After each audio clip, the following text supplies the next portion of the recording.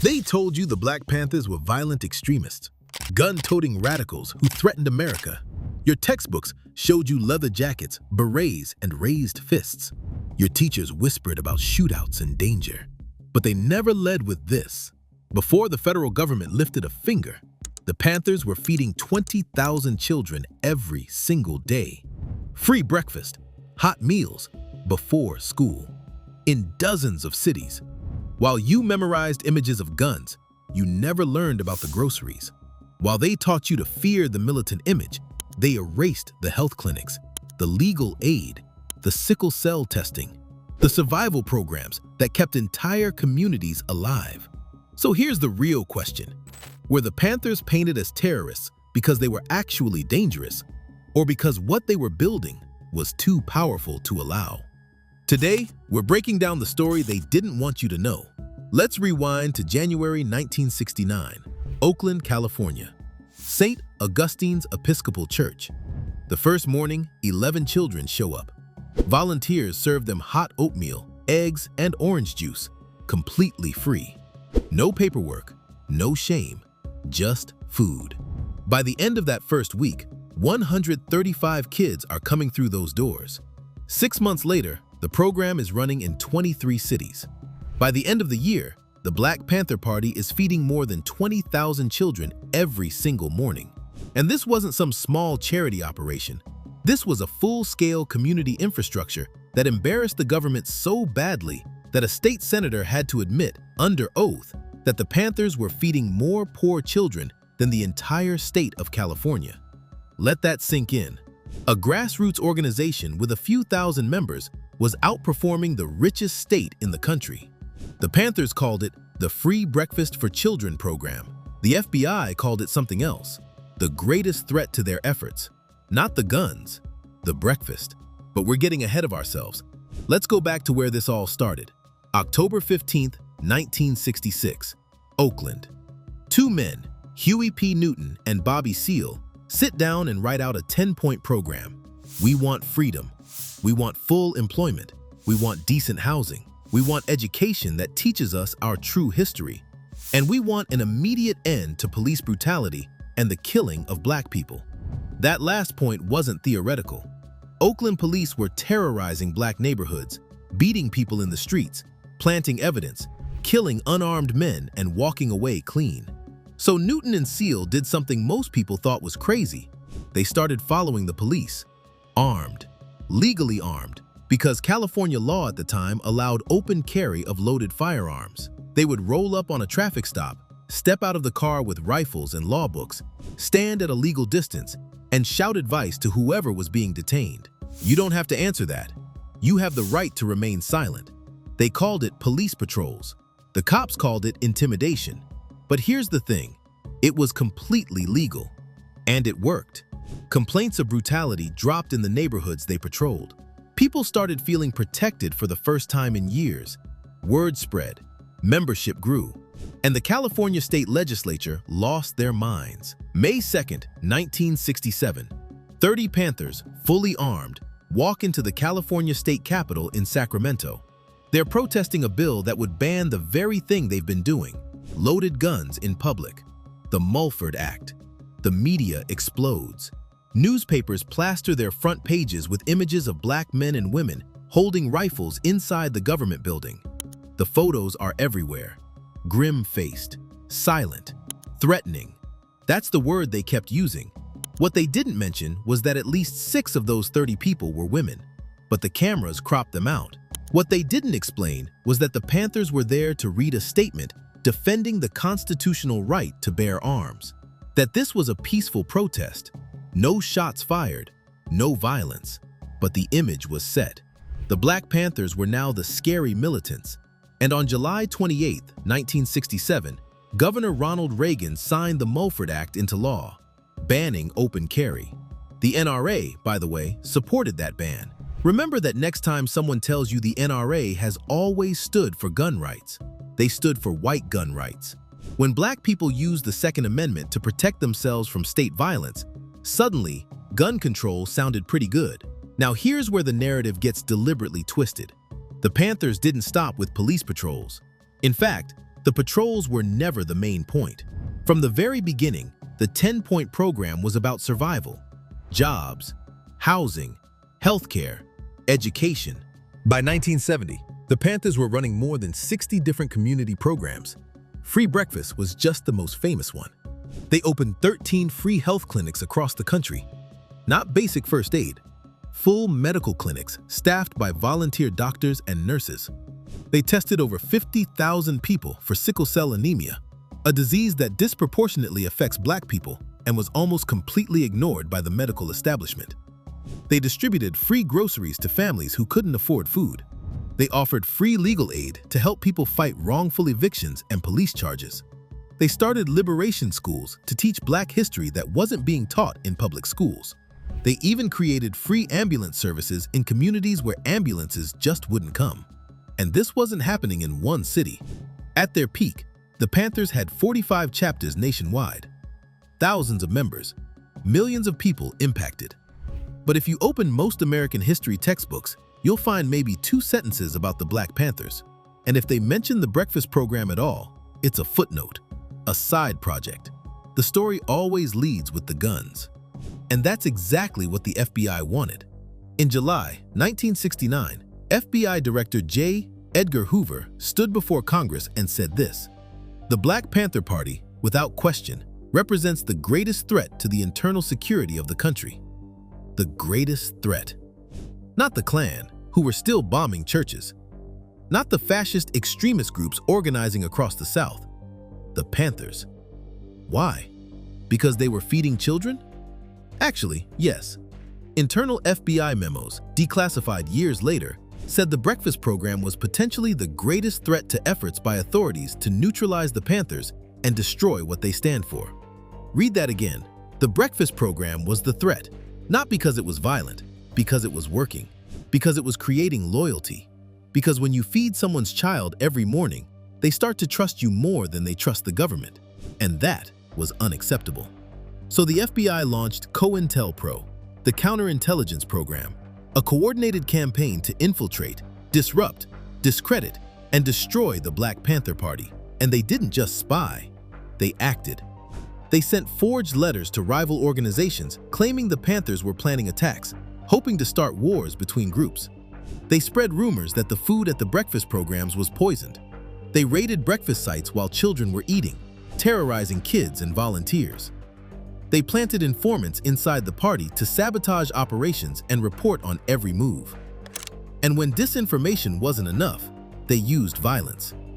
Between 1968 and 1971, more than 20 Panthers were killed by police. More than 1,000 were arrested. Offices were raided. Leaders were targeted. And the most brutal example of all happened in Chicago. December 4th, 1969, Fred Hampton was 21 years old, deputy chairman of the Illinois chapter. Charismatic, brilliant organizer. He had done something the FBI feared more than anything. He built the Rainbow Coalition. Not the one you're thinking of. This was 1969. Hampton brought together the Black Panthers, the Young Patriots, a group of poor white Appalachian migrants, and the Young Lords, a Puerto Rican organization. He convinced them they had a common enemy: poverty, police violence, systemic oppression. And they started working together. In Chicago, in 1969, a multiracial coalition of armed revolutionary groups working to feed and defend their communities. The FBI could not let that stand. They had an informant inside Hampton's inner circle, William O'Neill. The night of December 3rd, O'Neill drugged Hampton's drink. Then he provided the FBI and Chicago police with a floor plan of Hampton's apartment. At 4:40 in the morning on December 4th, police kicked in the door and opened fire. They shot more than 90 bullets into that apartment. The Panthers fired one. Maybe two. Mark Clark, another Panther, was killed instantly. Fred Hampton never even woke up. He was shot twice in the head while lying in his bed next to his pregnant fiancée. The police called it a shootout. They said the Panthers fired first, but the evidence told a different story. Bullet holes only going in, no bullet holes going out. A federal investigation later concluded it was not a shootout, it was an assassination. In 1982, the city of Chicago and the federal government paid $1.85 million to settle the lawsuit brought by Hampton's family. They didn't admit guilt, but they paid. And here's the thing. Fred Hampton's killing wasn't an isolated incident. It was part of a documented pattern. By 1969, 233 of the FBI's 295 operations targeting so-called black nationalist groups were aimed at the Panthers. They weren't just trying to arrest criminals, they were trying to eliminate a political movement. And a lot of it worked. The raids, the arrests, the murders, the infiltration. It created fear, paranoia, internal conflict. By 1971, the party was fracturing. Huey Newton and Eldridge Cleaver, two of the most prominent leaders, split over strategy. Should the Panthers focus on community programs or armed revolution? The argument turned violent. People died. Hundreds of members quit. The organization began to collapse from the inside. And while some of that was due to FBI pressure, some of it was real. The Panthers were human. They made mistakes. There were genuine criminal acts by some members. Newton struggled with addiction. Internal discipline sometimes crossed into violence. There were accusations of extortion. The 1974 case of Betty Van Patter, a bookkeeper found dead, haunts the party's legacy. These things are real. But here's what's also real. None of that erases what they built. And none of that justifies what was done to them. Because while the Panthers were being destroyed, something else was happening. In 1975, Congress permanently authorized the expansion of the federal school breakfast program, a program that had existed as a tiny pilot since 1966, but was barely funded and rarely implemented. After years of watching the Panthers shame them, after watching a revolutionary organization feed more children than state governments, the federal government finally acted. Today, that program serves breakfast to more than 15 million children every single school day. The Panthers didn't create it, but they forced the government to take it seriously. They proved it could be done. And that legacy is in every single free breakfast served in America today. But how many of those kids know where that idea gained traction? How many teachers explain that the program we take for granted was expanded because a group labeled as terrorists did it first? This is the pattern. This is what they don't want you to see. The Black Panthers were not simply militants. They were not simply community organizers. They were both. And the system couldn't handle that. They couldn't allow a group of black men and women to pick up guns and law books and groceries and say, "We will defend ourselves and we will feed our people." Because that combination is what power actually looks like. The ability to protect and provide. And when black people demonstrate that ability, the response is always the same. Discredit, surveil, infiltrate, destroy. Then teach the next generation that they were the dangerous ones. That's the greatest lie. Not that the Panthers never did anything violent.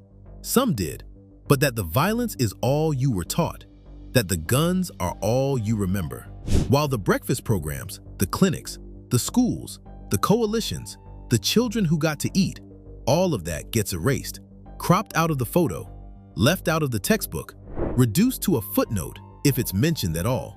And the reason is simple. If you knew the full story, you might ask why the government spent more energy destroying the people feeding children than the people bombing them.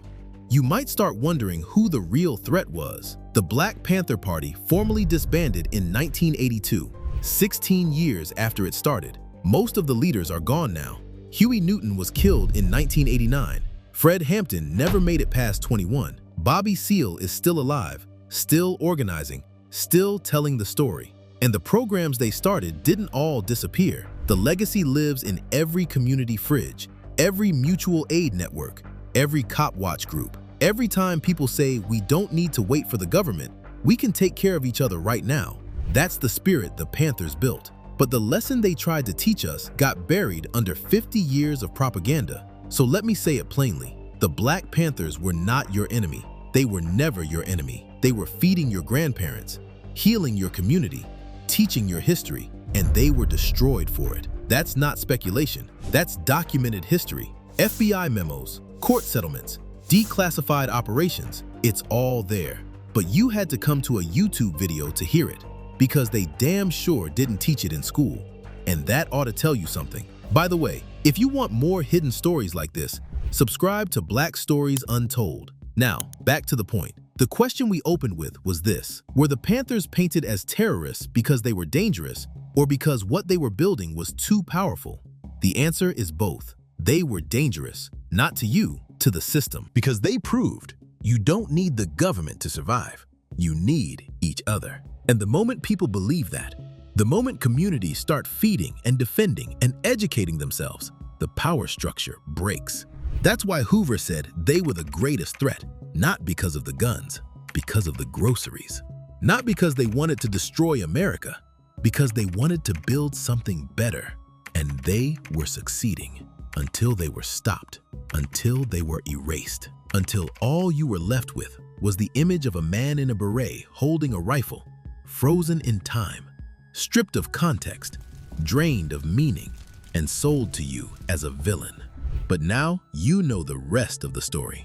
Now you know what they fed, who they healed, what they built, and what it cost them. The Black Panther Party wasn't perfect, but they were real. And they deserve to be remembered for all of it, not just the parts that make you afraid. This was Black Stories Untold. And as always, thanks for watching. If you want more stories like this, click the video on your screen now.